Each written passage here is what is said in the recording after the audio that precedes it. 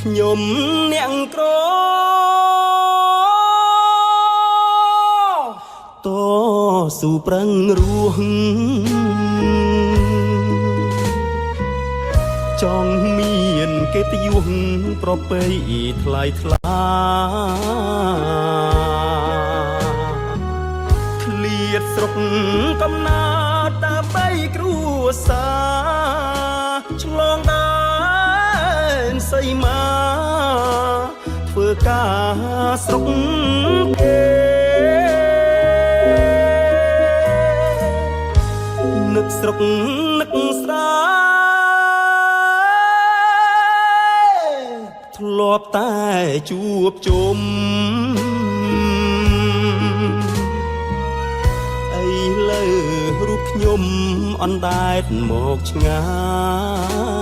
យ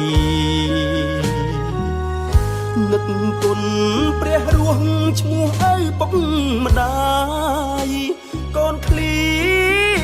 តតែកាយតែចិត្តនៅចាំ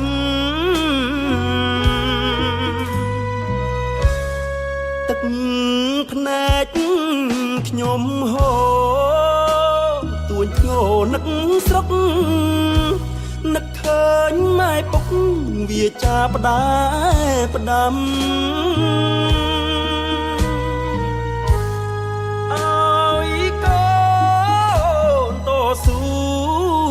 ធ្វើមិនដាច់ជាកម្មកូននៅចងចាំជាប់ក្នុងបេះដូងអស់អស្រុកខ្មែរឆ្ងាយមួយគ្រាហាទ្រូងខ្ញុំឥតស្បើយសែននឹកអ្នកណាស់ជីវិតមួយនេះគង់ភ្លឺស្រឡះបានត្រឡប់ច្បាស់ជួបជុំគ្រួសា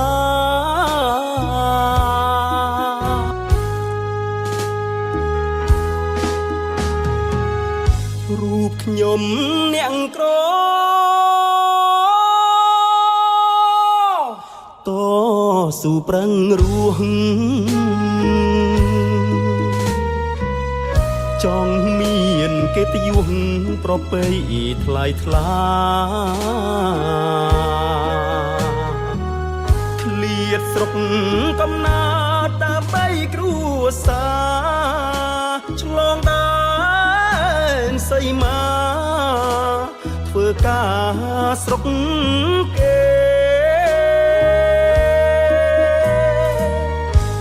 នឹកស្រុកនឹកស្រែធ្លាប់តែជួបជុំអីលើរូបខ្ញុំអណ្ដែតមកឆ្ងាយនឹកគុណព្រះរស់ឈ្មោះឪពុកម្ដាយកូនឃ្លៀតតែកាយតែចិត្តនៅចាំ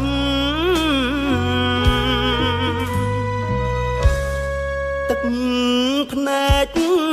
ខ្ញុំហូរទួញធ្ងរនឹកស្រុក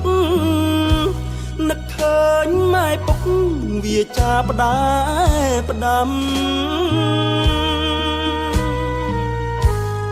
អើយកូនតស៊ូធ្វើមិនដាច់ជាកម្មកូននៅចងចាំជាប់ក្នុងបេះដូងអស់អស្រុកខ្មែរឆ្ងាយមួយគ្រាហាទ្រូងខ្ញុំឥតស្បើយសែននឹកអ្នកណាស់ជីវិតមួយនេះគង់ភ្លឺស្រឡះបានត្រឡ ប់ច្បាស់ជួបជុំគ្រួសារ